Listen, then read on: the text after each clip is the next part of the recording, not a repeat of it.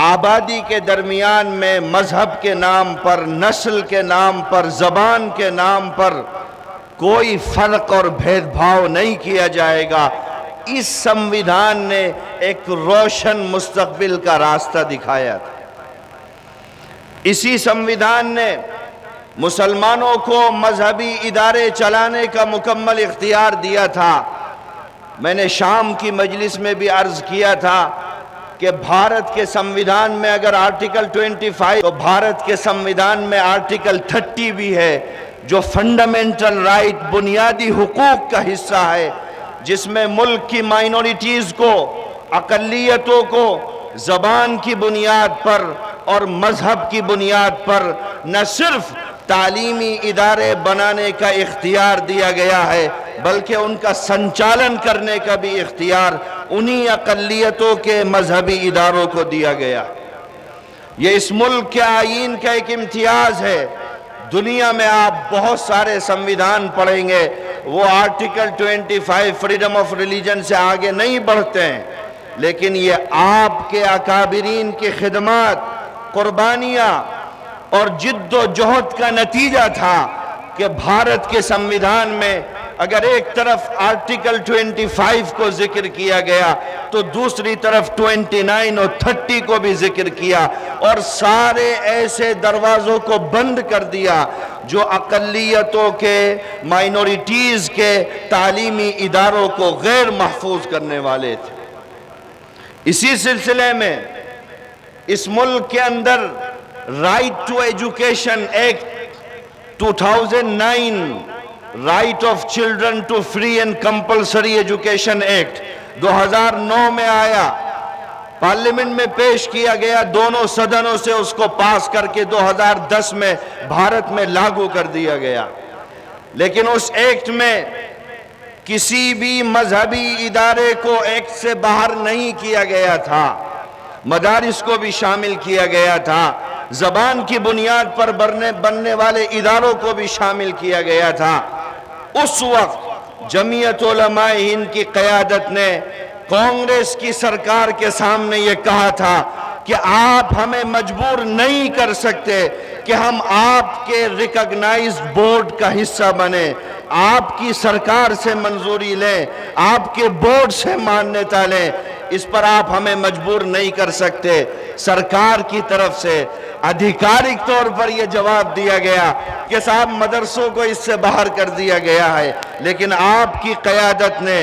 جمعیت علماء ہند کی اس وقت کی لیڈرشپ نے یہ کہا کہ ہم آپ کی زبانی باتوں پر اعتماد نہیں کریں گے، آپ RTE میں امینڈمنٹ کریے، پارلیمنٹ میں لائیے اور قانونی طور پر مدارس کو اس سے باہر نکالیے۔ تو 2012 میں بھارت کی سنسد میں RTE میں امینڈمنٹ کیا گیا اور مدارس کو اور ویدک پاٹھشالاؤں کو RTE سے باہر کیا گیا، اور قانون منسٹر نے پارلیمنٹ میں کھڑے ہو کر کے کہا کہ ہم جس ملک میں رہتے ہیں اس ملک کا آئین مذہبی اداروں کو، چاہے وہ زبان کی بنیاد پر ہوں یا ریلیجن کی بنیاد پر ہوں، ان کو یہ فریڈم دیتا ہے کہ وہ اپنے تعلیمی ادارے چلائیں۔ اگر ہم مدارس کو اور گروکل کو RTE میں شامل کرتے ہیں تو ہم اقلیتوں کے حقوق کے ساتھ کھلواڑ کریں گے۔ اس لیے سرکار نے 2012 میں RTE ایکٹ میں امینڈمنٹ کر کے مدرسوں کو اور ویدک پاٹھشالاؤں کو اس سے مستثنی کر دیا، باہر کر دیا۔ اب اسی پر بس نہیں ہوا، اس ترمیم کو سپریم کورٹ میں چیلنج کیا گیا اور یہ کہا گیا کہ آرٹیکل 15 کا 21A کا وائلیشن ہے۔ سپریم کورٹ میں یاچکا داخل کی گئی، کہا گیا صاحب آپ اس سے مدرسوں کو الگ نہیں کریں گے۔ مدرسوں کو الگ کرنا سمویدھان کے بیسک اسٹرکچر کے خلاف ہے، اور آپ کو معلوم ہونا چاہیے کہ سپریم کورٹ کا کام ایکٹ بنانا نہیں ہے،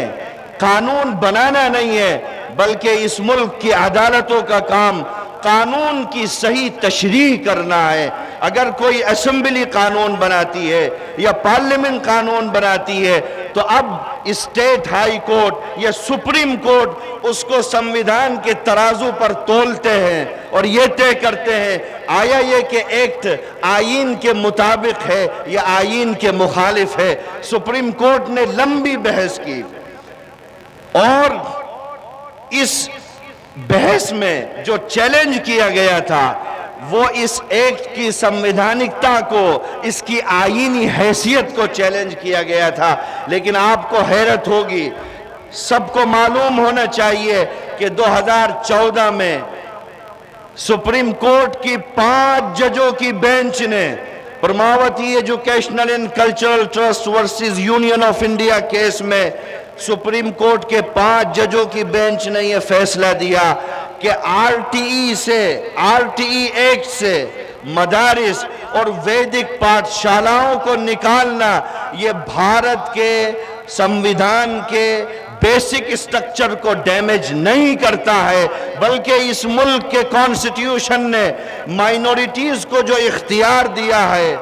مذہب کی بنیاد پر، اس اختیار کی حفاظت کرتا ہے۔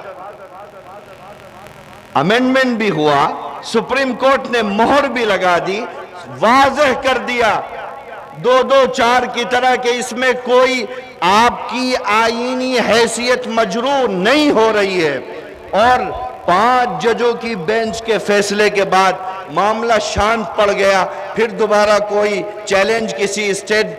ہائی کورٹ میں نہیں کیا گیا یا سپریم کورٹ میں نہیں کیا گیا۔ اس کے بعد اتر پردیش میں 23/10/2023 کو مظفر نگر، امیٹھی، رائے بریلی سمیت 17 ڈسٹرکٹ میں آر ٹی ای کے نوٹس مدرسوں کو دیے گئے۔ جمعیت علماء اتر پردیش کے صدر محترم کے حکم پر ہماری پوری لیگل سیل نے اس کا جواب تیار کیا، اور آپ کو حیرت ہوگی انہوں نے 3 دن کا وقت دیا تھا، یا تو مانیتا لے لو یا مدرسوں کو بند کر دو۔ ہم نے جب جواب دیا کہ آر ٹی ای ایکٹ میں ہم باہر ہیں، سپریم کورٹ کا ججمنٹ یہ ہے، تو 3 دن کے اندر جن سرکاری ادھیکاریوں نے نوٹس دیا تھا، دوسرے دن انہوں نے دوسرا نوٹس دیا اور اپنے پچھلے نوٹس کو رد کر دیا۔ جمعیت علماء اتر پردیش کے اس کام سے 2023 میں لگ بھگ 35 مدارس کو ریلیف ملی، اور انہوں نے ہی دی ہے، ایک دن نوٹس دیا، دوسرے دن رد کر دیا۔ اس کے بعد پھر معاملہ آگے بڑھا اور 2024 میں لائن بدل کر کے، اب آر ٹی ای ایکٹ میں تو کچھ بچا نہیں، تو اب این سی پی سی آر والی لائن سے دوبارہ مدارس کو پریشان کیا گیا، بڑے پیمانے پر مدارس کے خلاف ایکشن لیا گیا، بند کیا گیا۔ اس وقت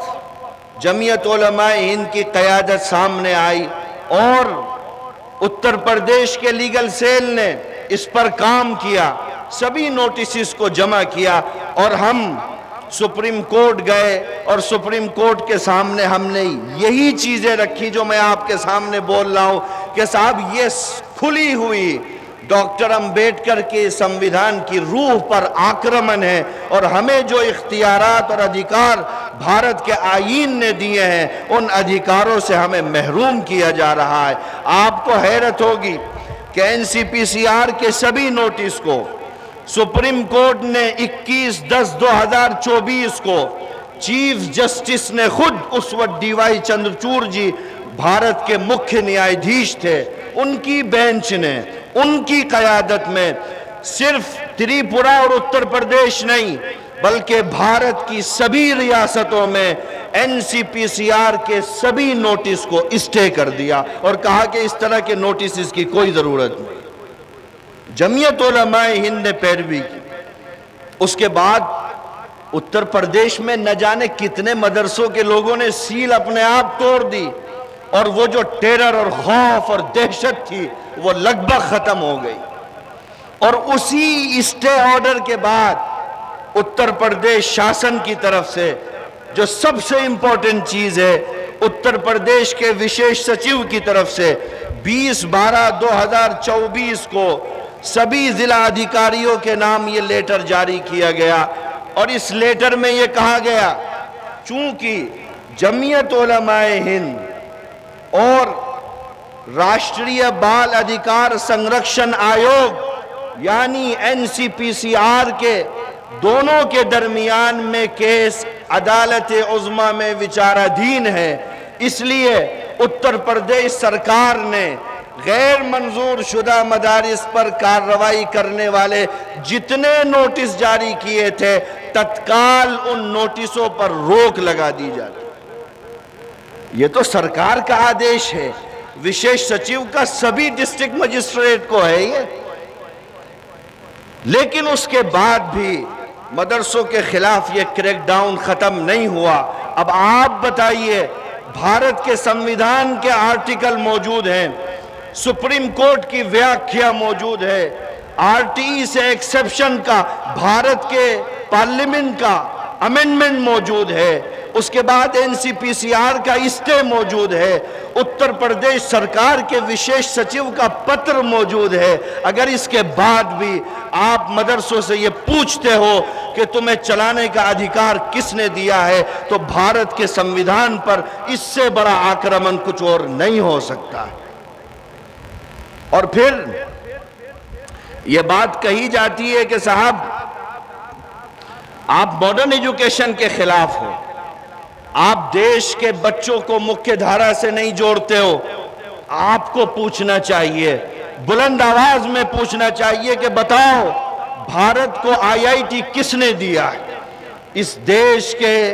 ایجوکیشن سسٹم کی بنیادوں کو مضبوط کرنے والی IIT اگر بھارت میں کسی نے بنائی ہے تو مولانا ابوالکلام آزاد نے بنائی ہے، جو کسی کالج اور یونیورسٹی سے پڑھ کے نہیں آئے تھے بلکہ انہی مدارس اسلامیہ کا پروڈکٹ تھے۔ آپ پوچھئے دنیا سے،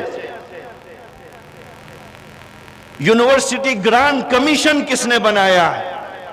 یہ جو RTE کی بات کرتے ہیں، اس RTE کا پرپوزل بھی مولانا آزاد نے 1947 میں رکھا تھا۔ آپ پوچھئے کہ دھرم کے نام پر جب دو ملکوں کو بنایا جا رہا تھا تو ٹو نیشن تھیوری کو ریجیکٹ کرنے والے مولانا حسین احمد مدنی بھی انہی مدارس کے پروڈکٹ تھے۔